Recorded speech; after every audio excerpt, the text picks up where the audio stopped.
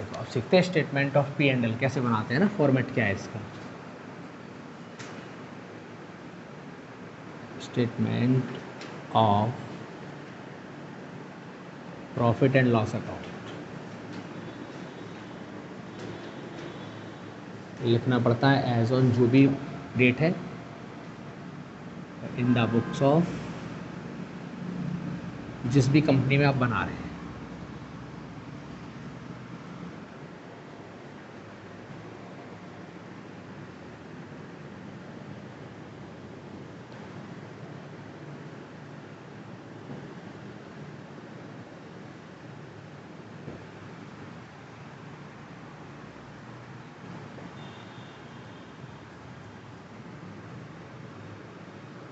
ये तो रहेगा नोट नंबर, ये अमाउंट ऑफ करंट ईयर और ये अमाउंट ऑफ प्रीवियस ईयर। इधर सेम पहले जैसा ये पर्टिकुलर, यहाँ पहला ऐड आता है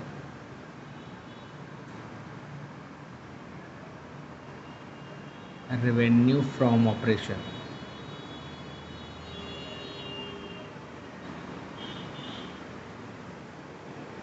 वैसे तो ये एलसी होती है बस, ठीक है। दूसरे में आएगा इधर अदर इनकम। अब जो भी अदर इनकम रहेंगे वो सब इधर आएंगी। मैं थोड़ा सा दिखा देता हूँ क्या क्या हो सकता है अदर इनकम में। इधर नोट नंबर या नोट्स ऑफ अकाउंट, नंबर 1 जैसे लिखा है हमने अदर इनकम। अदर इनकम में क्या क्या आएगा, जैसे जितने भी नॉमिनल अकाउंट होते हैं, मान लीजिए discount received, rent received,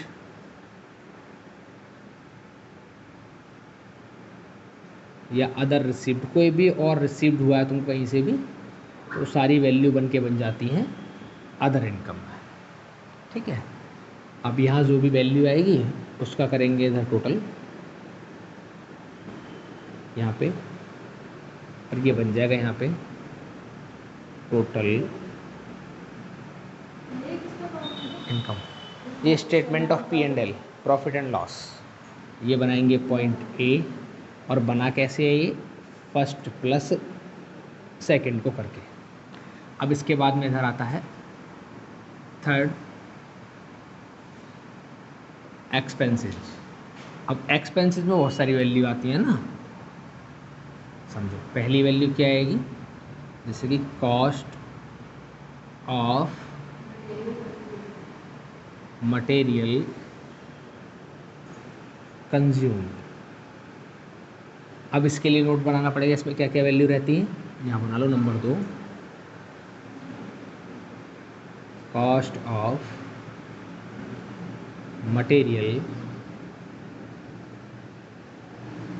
consumed. इसमें रहता है ओपनिंग स्टॉक वैल्यू इधर, प्लस परचेज वैल्यू इधर, माइनस क्लोजिंग स्टॉक वैल्यू इधर। जो भी अमाउंट बचेगी वो इधर लिखनी पड़ेगी आपको। इसके बाद में बी पॉइंट क्या है, चेंज इन स्टॉक। अच्छा, purchase of stock, purchase of stock in trade value इधर। सी पॉइंट है change in stock,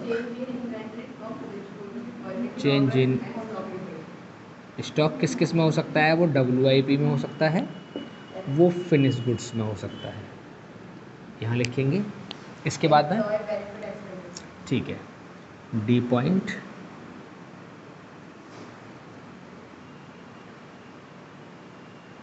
employ benefit expenses. अब इसके लिए नोट नंबर बना लो 3। इसमें क्या क्या आता है, employees benefit expenses.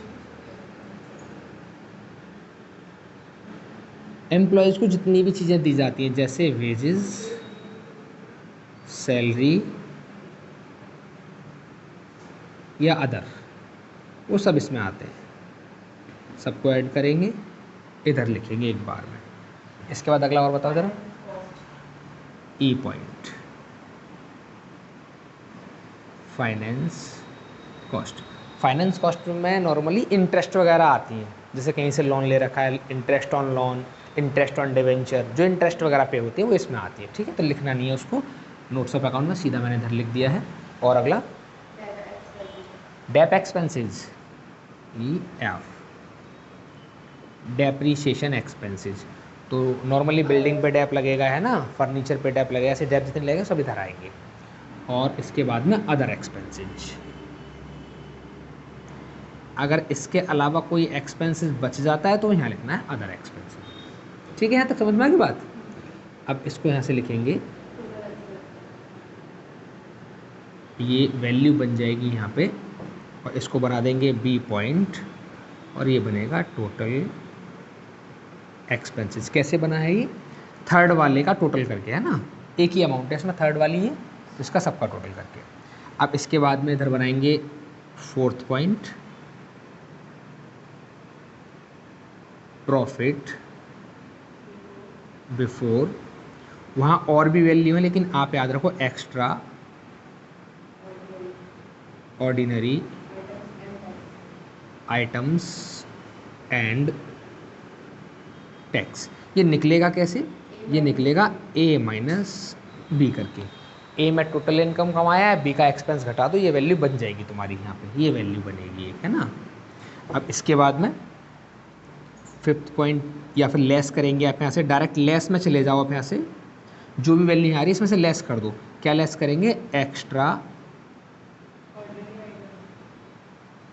Ordinary items. और एक्स्ट्रा ऑर्डिनरी आइटम में कौन से आते हैं, किसी का प्रोविज़न करना है, किसी की वैल्यू ट्रांसफ़र करना था ना, transfer to reserve, provision for tax, वो सब इसमें रखने हैं तुमको सारे के सारे, ठीक है। मैं लिख देता हूँ ट्रांसफ़र वैल्यू जो है वो सब इसमें रख लेना। यहाँ से लेस हो जाएगा, उसके बाद में एक वैल्यू इधर बचेगी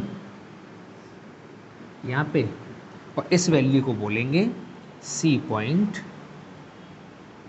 प्रॉफिट बिफोर टैक्स।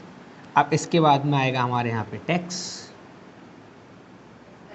या इसको पांचवा पॉइंट बना लो, टैक्स एक्सपेंसेस। इसमें दो वैल्यू आती हैं, एक तो आता है करंट ईयर का टैक्स, एक आता है डिफर्ड टैक्स, है ना। तो दोनों वैल्यू इधर रहेंगी, उन दोनों वैल्यू को इधर लिखेंगे, जो भी आंसर आएगा इधर लिख लेंगे।